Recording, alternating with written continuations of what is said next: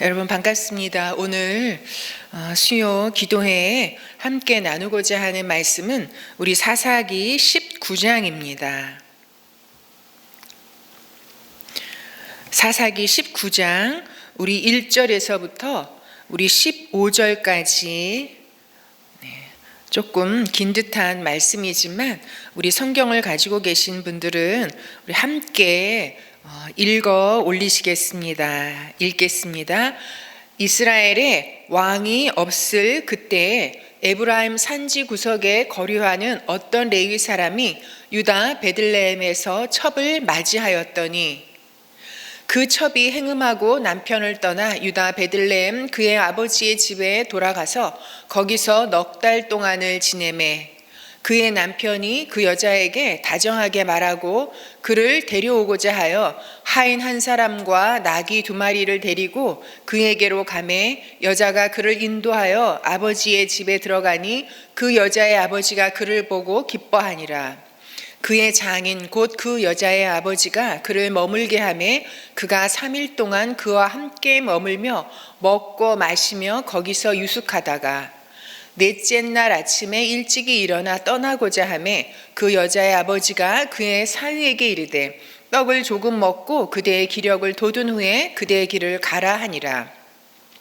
두 사람이 앉아서 함께 먹고 마시매 그 여자의 아버지가 그 사람에게 이르되 청하노니 이 밤을 여기서 유숙하여 그대의 마음을 즐겁게 하라 하니 그 사람이 일어나서 가고자 하되 그의 장인의 간청으로 거기서 다시 유숙하더니 5째 날 아침에 일찍이 일어나 떠나고자 하매 그 여자의 아버지가 이르되 청하노니 그대의 기력을 돋우고 해가 기울도록 머물라 함으로 두 사람이 함께 먹고 그 사람이 첩과 하인과 더불어 일어나 떠나고자 하매 그의 장인 곧 그 여자의 아버지가 그에게 이르되 보라 이제 날이 저물어 가니 청하건대 이 밤도 유숙하라. 보라 해가 기울었느니라. 그대는 여기서 유숙하여 그대의 마음을 즐겁게 하고 내일 일찍이 그대의 길을 가서 그대의 집으로 돌아가라 하니 그 사람이 다시 밤을 지내고자 하지 아니하여 일어나서 떠나 여부스 맞은편에 이르렀으니 여부스는 곧 예루살렘이라. 안장 지운 나귀 2마리와 첩이 그와 함께 하였더라. 그들이 여부스에 가까이 갔을 때 해가 지려 하는지라. 종이 주인에게 이르되 청하건대 우리가 돌이켜 여부스 사람의 이 성읍에 들어가서 유숙하십시다 하니 주인이 그에게 이르되 우리가 돌이켜 이스라엘 자손에게 속하지 아니한 이방 사람의 성읍으로 들어갈 것이 아니니 기브아로 나아가리라 하고 또 그 종에게 이르되 우리가 기브아나 라마 중 한 곳에 가서 거기서 유숙하자 하고 또 그 종에게 이르되 우리가 기브아나 라마 중 한 곳에 가서 거기서 유숙하자 하고 모두 앞으로 나아가더니 베냐민에 속한 기브아에 가까이 이르러 해가 진지라. 기브아에 가서 유숙하려고 그리로 돌아 들어가서 성읍 넓은 거리에 앉아 있으나 그를 집으로 영접하여 유숙하게 하는 자가 없었더라. 아멘. 저희가 창세기를 이렇게 묵상하고 있죠. 창세기부터 읽기 시작했는데 이제 사사기를 지금 읽고 있습니다. 여러분 사사기의 주제는 아마 다 아실 겁니다. 이 사사기에는 한 패턴이 나오죠. 이스라엘 백성들이 참으로 이방 민족의 침략과 이런 환난 속에 참으로 부르짖을 때 하나님께서 그 부르짖음을 들으시고 참으로 긍휼히 여기셔서 사사를 보내셔서 그들을 구원해 내시고 그리고 구원받은 이 백성이 또 살만해지니까 다시 하나님 앞에 죄악을 짓고 그리고 하나님의 징계를 받아서 다시 또 침략을 받고 고통 가운데 처하게 되어지는 이런 패턴을 보입니다. 사사기 1장 16장까지는 참으로 인간의 속성 가운데 인간은 평안할 때 죄를 짓는 그런 모습이 나타나는 것을 우리에게 메시지로 보여주고 있죠.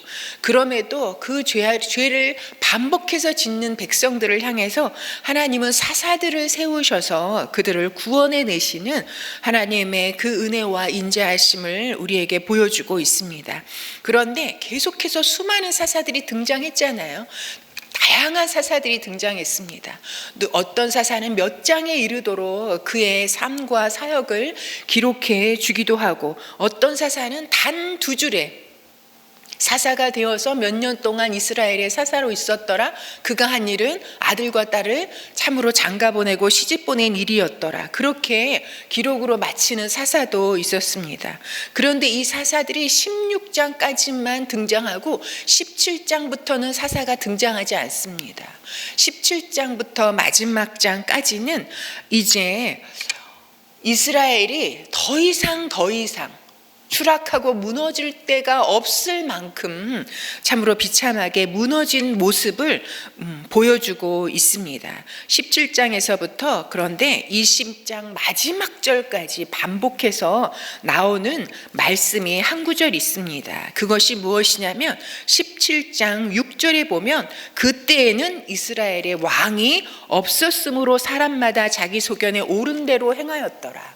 그리고 또한 18장 1절에도 그때 이스라엘의 왕이 없었고, 그리고 오늘 읽었던 19장 1절에도 이스라엘의 왕이 없을 그때, 그리고 사사기를 닫는 마지막 장 우리 21장 25절 마지막 절에도 이렇게 말씀하고 있죠. 그때 이스라엘의 왕이 없으므로 사람이 각기 자기의 소견에 옳은 대로 행하였더라.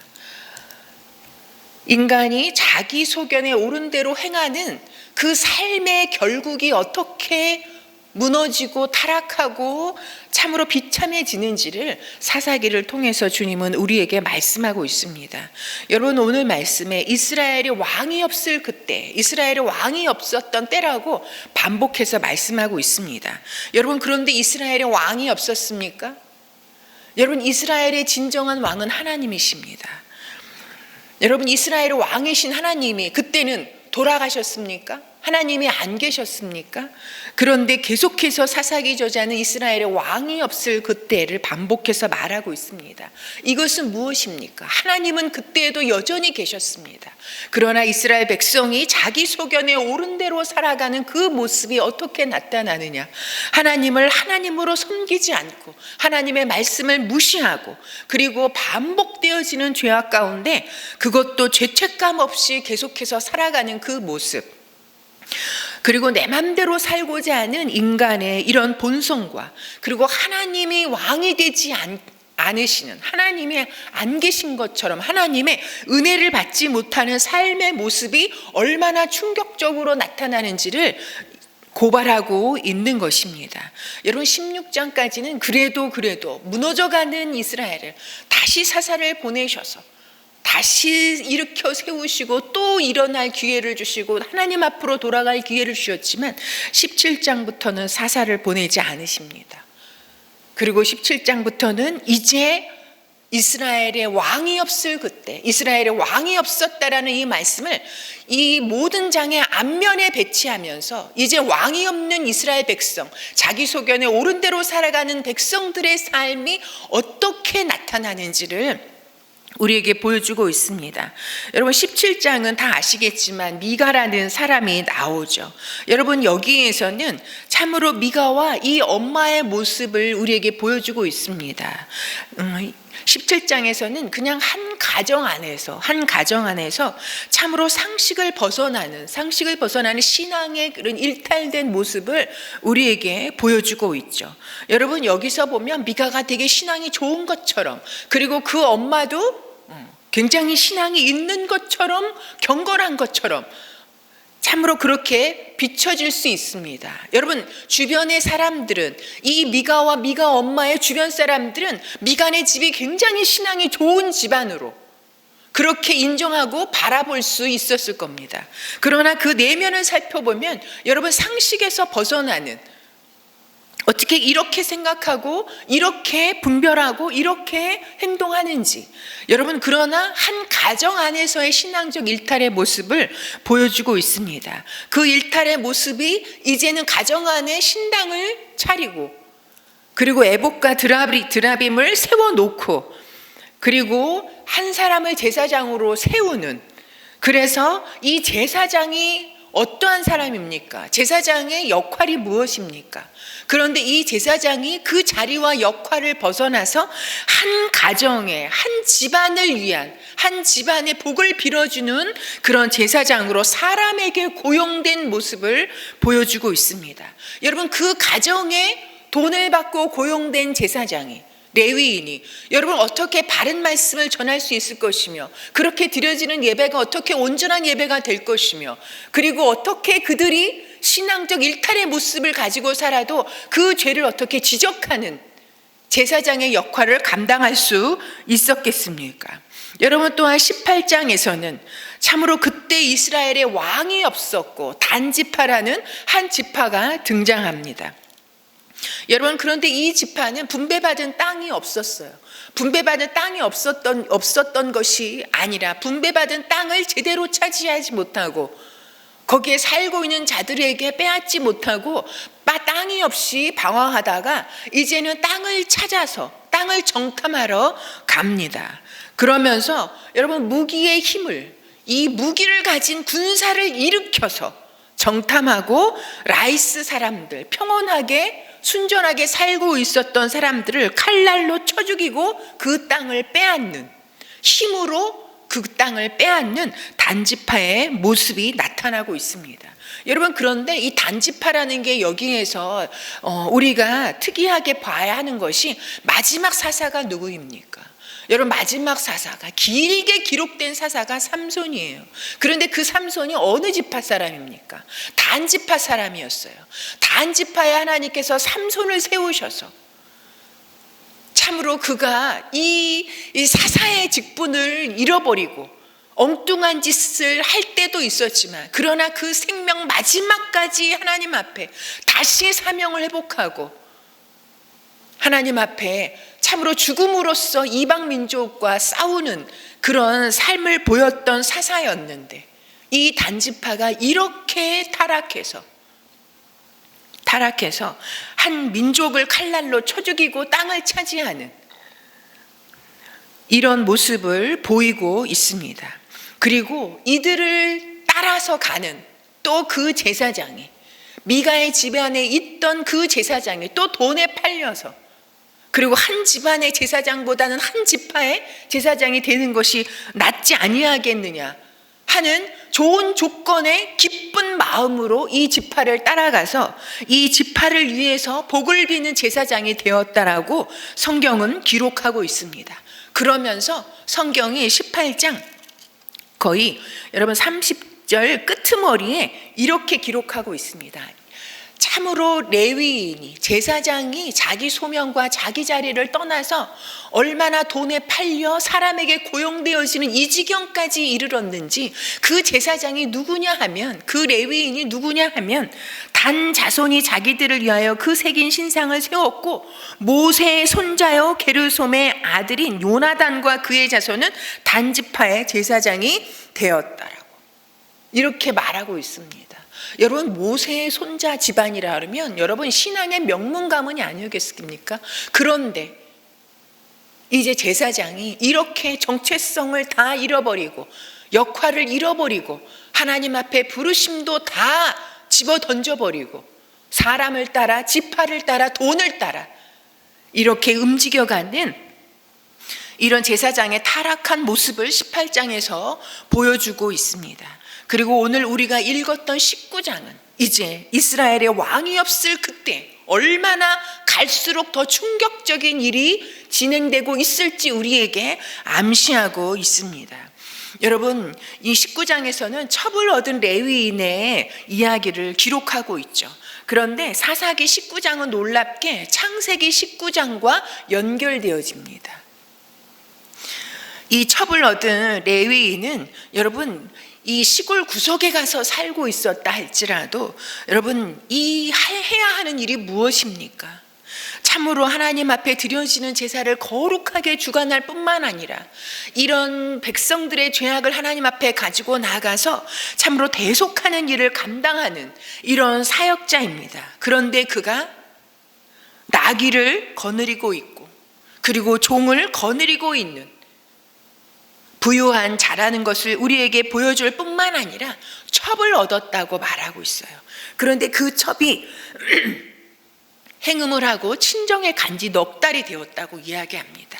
여러분 개역개정 여기에는 참으로 첩이 행음해서 마치 그 첩이 여러분 이 부정과 음란한 불륜을 저질러서 참으로 친정으로 간 것처럼 우리가 그렇게 읽을 수 있지만 여러분 이것은 세번역으로 다시 읽어보면 이 첩이 무슨 일로인가 화가 나서 친정으로 갔다라고 말합니다.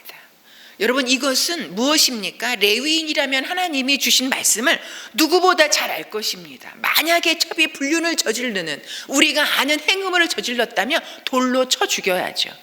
그런데 이 첩을 다정한 말로 달래려고 그래서 데리고 오려고 레위인이 참으로 그 친정으로 갔다고 말합니다.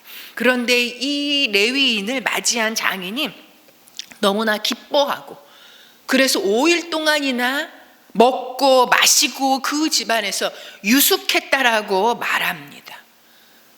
떠나려고 하면 또 붙잡고 떠나려고 하면 또 붙잡아서 먹고 마시고 유숙하며 마음을 즐겁게 하라고 기분을 좋게 하라고 이렇게 말합니다.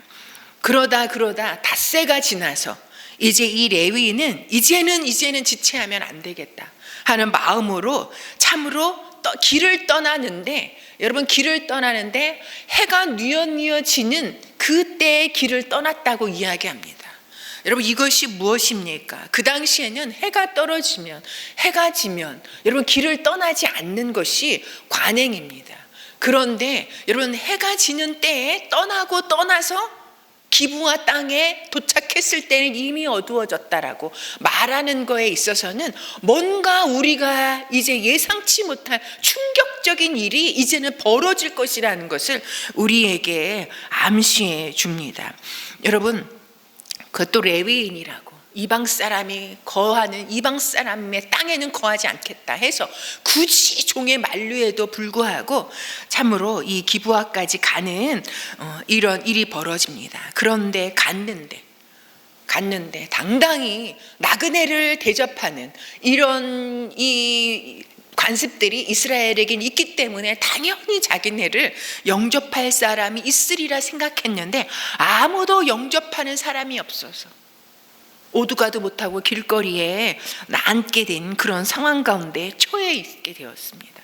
그런데 이것이 우리에게 말해주는 건요, 이스라엘에 그렇게 역사적으로 내려오는 하나님의 그 말씀, 고아와 나그네와 과부를 대접하라는 이 말씀, 이 미풍양속의 이 말씀이 이제 사라졌다라는 것을 우리에게 이렇게 말씀해주고 있습니다.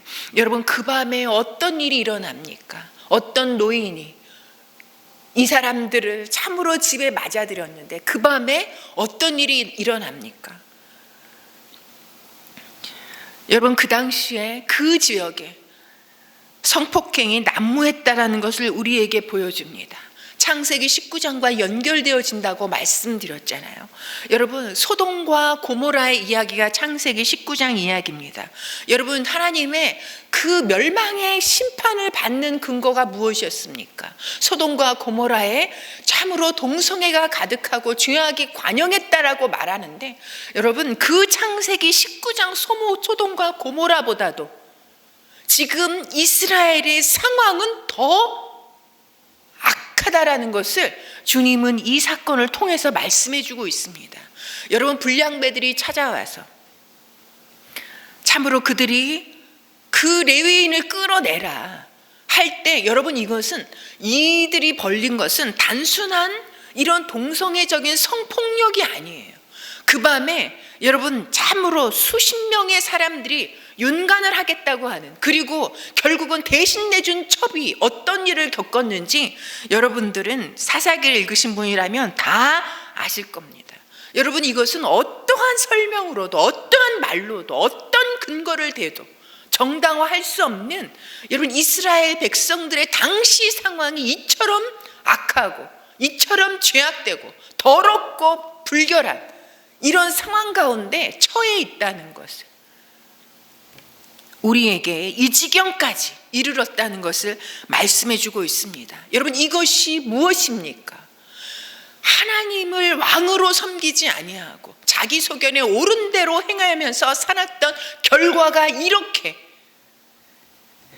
종교도 무너지고, 그리고 더 이상 도덕과 윤리는 찾아볼 수도 없고, 그리고 최소한 인간 사이 관계의 상식과 그리고 양심도 모든 것이 무너진 상황 가운데 이 지경까지 이스라엘이 무너졌다는 것을, 끝없는 추락을 하고 있는 당시의 상황을 말씀해 주고 있는 것입니다. 여러분, 저는 이 17장의 사람들, 18장의 사람들, 19장의 사람들을 보면서 참으로 이렇게 보면요, 이들도 모두 신앙의 겉모습은 있었어요. 신앙의 모양은 다 있었습니다. 경건의 모양은 있었어요. 여러분, 미가와 미가의 엄마는 그래도 여러분, 이 복은 여호와께서 주시는 거라는 건 고백하더라고요. 자기네가 행하는 건 상식을 참으로 벗어나면서도. 그리고 18장에 단지파 사람들이 참으로 우리가 땅을 차지하겠는가, 하나님께 좀 빌어봐라 할 때 그 레위인이 뭐라고 말합니까? 참으로 평안히 가라. 너희가 가는 길은 여호와 앞에 있다.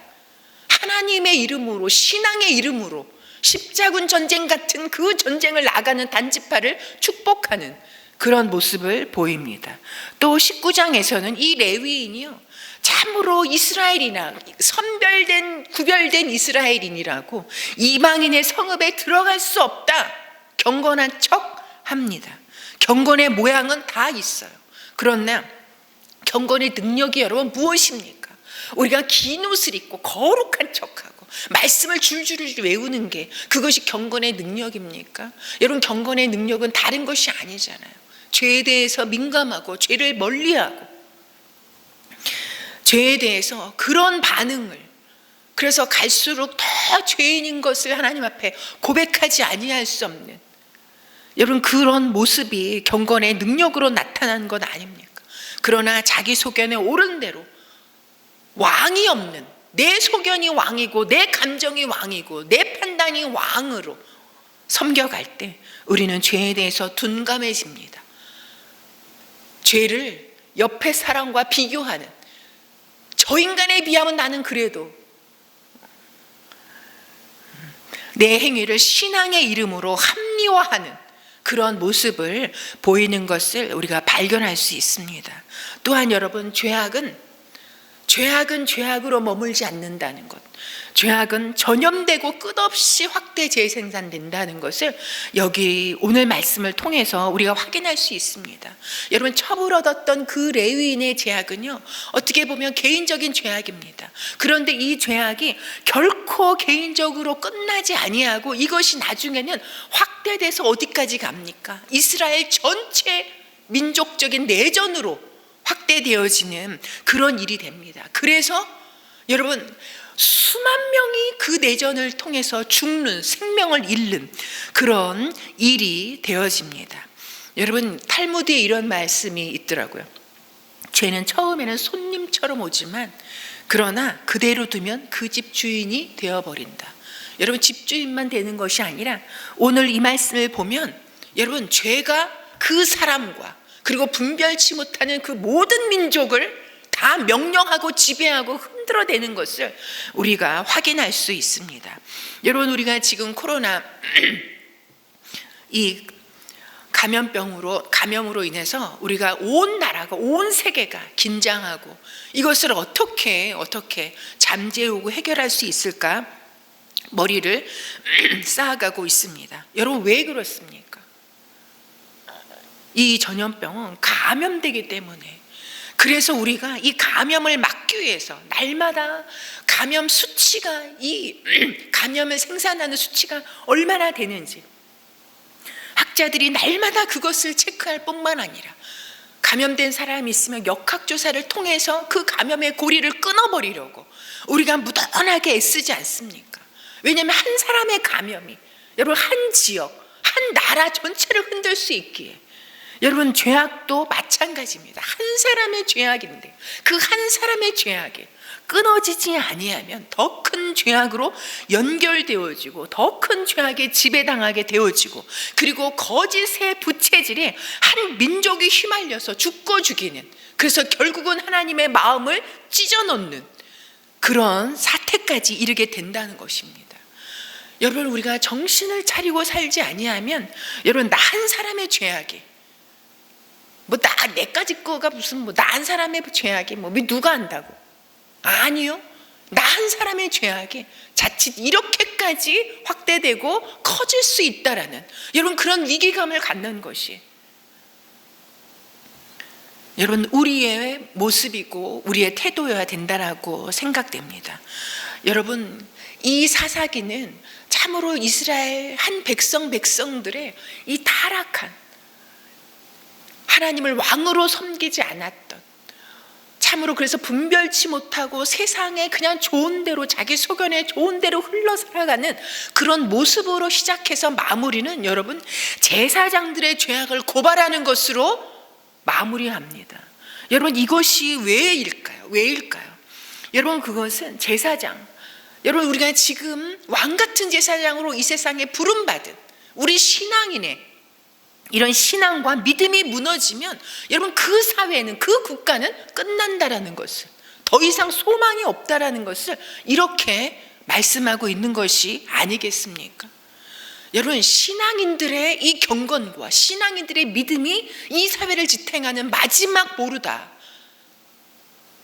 라는 것을 우리에게 말씀하는 것이라고 믿습니다. 죄를 먹고 마시며 유숙하며 점점 죄악에 둔감해가는, 그러면서도 여전히 복은 하나님께로부터 오는 것이고 그 복은 받아야 산다라는 것을 참으로 고백하면서 받고자 몸부림치는 우리의 모습을 이 사사기는 거울처럼 우리 한 사람 한 사람 신앙인의 모습, 그리고 이 나라의 교회의 모습, 그것을 우리에게 비추고 있다라고 믿습니다. 여러분, 우리가 이 사사기에 기가 막힌 충격적인, 하나님이 왕이 되지 않으실 때, 하나님의 은혜 없는 삶을 살아갈 때 자기 소견에 옳은 대로 살아가는 백성들의 삶이 어느 정도, 어느 지경까지 무너져 가는지, 여러분 이것을 고발하고 있지만 여러분 이것이 이 시대의 사건 사고에 연속되어지는 모습을 지적하고 있는 것 같지 않습니까? 여러분, 요즘은 신문을 볼 수가 없어요. 뉴스를 들을 수가 없어요. 온갖 폭력과 성폭력과, 여러분 이것은 더 이상 이제 더 이상의 이슈가 아니잖아요. 너무나 이제는 일상이 돼버린 이런 죄악의 모습이 우리가 사사기를 통해서 이것이 지금의 모습이고 우리의 모습이라는 것을 참으로 인정하지 아니할 수가 없습니다. 여러분, 이 사회가 이런 혼란과 끊임없는, 입에 담을 수 없는 이런 죄악들이 끊어지지 아니하는 이 사회의 무너짐이, 여러분 그 이유가 어디에 있습니까? 어디에서 찾아야 합니까? 여러분, 이 땅이 점점 이제는 원칙이 다 무너지고 진리는 더 이상 어디에서 찾아볼 수도 없고 내가 진리, 내 편이 진리가 돼버린 이런 시대 가운데 거짓과 위선과 부정이 난무하여도, 그것이 드러나도, 그런데 그게 사실일지라도 오히려 부끄러워하는 모습이 아니라 더 당당하고 오히려 자랑처럼 여겨지는 이 사회의 모습들, 그리고 끊임없는 가난하고 약하고 어린 생명들을 향한 학대와 이런 폭력으로 죽어가는 억울한 생명들의 그 비명소리가 끊어지지 아니하는, 여러분 그 이유를, 그 원인을 어디에서 우리가 찾아야 합니까? 여러분, 온통 나라가 벌 쑤셔 놓은 것처럼 소란스럽습니다. 혼란스럽습니다. 여러분, 그 이유가 어디에 있습니까? 왜 점점 인간성은 바닥을 드러내고 이 사회가 괴물처럼 변해가는 것인지, 여러분, 그것이 나의 모습은 아닌지, 무너져간 우리 교회의 모습은 아닌지, 여러분, 그 원인을 어디에서 우리가 찾아야 합니까? 여러분, 교회가 교회로서의 그 이름을 비추는 것이 아니라, 그 사명을 감당하는 것이 아니라, 맛을 잃어버린 소금처럼 밖에 버려져 사람들이 짓밟고 지나가는 교회가 이렇게 무너져가는 것이, 여러분, 교회에 돈이 없어서입니까? 교회 배움이 모자라서입니까? 여러분, 이 땅에 지혜와 지식이 부족해서입니까? 여러분, 어떤 이유에 앞서서, 여러분, 이것은 믿음의 문제요, 우리 종교의 문제요, 우리 제사장인 우리의 문제라고 정말 말하고 싶습니다. 자기 소견에 옳은 대로 살다가 죽어가는 이 세상을 향해서 오히려 하나님의 생명의 빛을 비추어야 하는, 여러분, 이 땅 가운데 우리가 왕같은 제사장으로 보냄받았다라고 우리가 말은 잘하면서, 여러분, 그런 우리의 죄악과 타락 때문에 이 사회가 이렇게 병들어가고 이 나라가 이렇게 무너져가는 것은 아닌지, 여러분, 입술로는 하나님이 나의 왕이라고, 찬양으로는 하나님이 나의 왕이라고 고백하면서 여전히 내 안에 내 소견에 좋은 대로, 내 욕심대로, 내 거짓과 내 위선과 이런 타락의 모습, 내 이런 신앙의 모습 때문에, 나 한 사람의 그런 거짓된 이 탐욕의 죄악 때문에 이 사회가, 이 나라가 이 어려움을 겪고 있는 것은 아닌지, 제사장들이 타락하고 죄악이 관영해가는 상황에서, 여러분, 이 사회 가운데, 이런 분위기 가운데 우리가 진정 회복해야 하는 것은, 여러분, 바로 나의 믿음입니다. 우리의 믿음입니다. 제사장으로 부름받은 우리의 믿음입니다. 여러분, 어디서부터 어떻게 손을 봐야 할지, 어디서부터 어떻게 해야 할지 알지 못하는, 어디에서도 답을 찾을 수 없는 상황 가운데 있습니다. 여러분, 우리는 기본으로 다시 돌아가야 합니다. 그 기본이 어디입니까? 여러분, 평범한 것 같지만, 아니, 평범도 모자라서 초라한 것 같은 나 한 사람이지만, 그러나 나 한 사람부터 그동안 저지른 죄악을 회개하고 하나님께로 돌아가는, 그리고 하나님께로 돌아가서 바른 신앙을 회복하는, 여기에서부터 여러분 시작해야 한다라고 믿습니다. 나 한 사람이 뭘, 나 한 사람 갖고 무슨 내 주제에 뭘, 여러분, 우리 그렇게 생각하기 쉽습니다. 그런데 여러분, 하나님이 하시는 일은 보면요, 하나님은 뭔가 역사를 시작하실 때 평범해 보이는, 어떤 때는 하나님을 잘 알지도 못하는 한 사람을 불러 하나님의 일을 시작하시는 것을 우리가 확인할 수 있습니다. 여러분, 우상을 만들어서 팔았던 아브라함 한 사람을 불러서 이스라엘 민족을 세우시고 참으로 이 믿음의 조상을 만들어 가셨던 하나님이십니다. 여러분, 모세 한 사람, 살인자 한 사람, 그걸 피해서 도망가 있는 그 한 사람을 불러서 이스라엘 민족을 출애굽시키셨던 하나님이십니다. 여러분, 아버지한테도 인정받지 못하고 목동으로 들판에 나가 있던 어린 다윗을 불러서 하나님께서 이스라엘 왕국을 통일시켜 가시는 하나님이십니다. 여러분, 예수님도 조그만 한 인간으로 오셨어요. 학교도 제대로 다니지 못했던, 가문도 제대로 없는, 초라한 부모 밑에서 태어난 그 한 사람의 어린 생명을 통해서 하나님이 인류의 구원자로 세워가시는 일을 시작하셨습니다. 여러분, 하나님은 한 사람, 작은 한 사람, 그러나 하나님을 왕으로 삼고 하나님의 말씀을 쫓아가는 한 사람을 통해서 하나님의 역사를 이루어 가십니다. 여러분, 여전히 우리 안에는, 여러분, 우리는 평안하면, 조금 살만하다 하면, 뭔가 좀 된다 하면, 뭔가 하나님께서 나를 예뻐하시는 것 같고, 뭔가 응답되어지는 것 같고 하면, 여러분, 우리는 여전히 다시 내 소견에 옳은 대로 돌아가서 내 마음대로 살고 싶어하는 죄악의 본성이 우리 안에 있습니다. 그러나 그렇게 살아서는 그 결국이 어떠한지 사사기는 우리에게 증명해주고 있습니다. 상상할 수 없는 충격적인 이런 죄악과 타락뿐이라는 것을 우리가 기억해야 합니다. 그러기에 여러분, 매일매일 우리가 싸워야 하는 씨름은 세상의 혈과 육에 대한 씨름이 아니라고 성경은 우리에게 말씀해 주고 있습니다. 우리의 씨름은 어떠한 것에 대한 씨름이어야 합니까? 끊임없이 내 맘대로 살고자 하는, 하나님이 왕이라는 걸 집어던지고 내가 내 인생의 왕이 돼서 내 마음대로 살고자 하는, 그리고 내 죄악을 합리화하고 그런 죄악의 본성을 쳐서 싸워야 하는 씨름인 것입니다. 그리고 진정한 왕이신 하나님과 한순간도 떨어지지 아니하고 연결되려고 하는, 연결하는 씨름이어야 합니다. 그리고 무엇보다 내 소견이 아니라, 내 감정이 아니라, 내 판단이 아니라 하나님의 말씀에 순종하는 삶의 씨름이 바로 오늘 우리의 씨름이어야 합니다. 여러분, 우리 한 사람 한 사람이 작은 자입니다.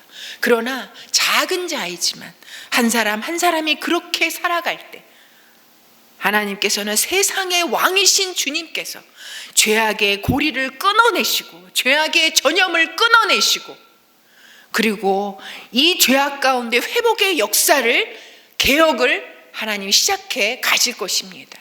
오직 이 죄악에서 돌이키시고, 그리고 우리 안에 하나님의 형상을 회복시키시고 우리 안에 하나님의 구원을 이루어 가실 분은 하나님이시라는 것을, 사람에게는 답이 없다는 것을 이 사사기를 통해서 다시 한번 확인하면서 진정 우리의 삶 가운데 입술로만 하나님이 우리의 왕이 아니라 삶 가운데 왕이심을 드러내는 삶으로 나아가는 우리 모두가 되기를 소망합니다.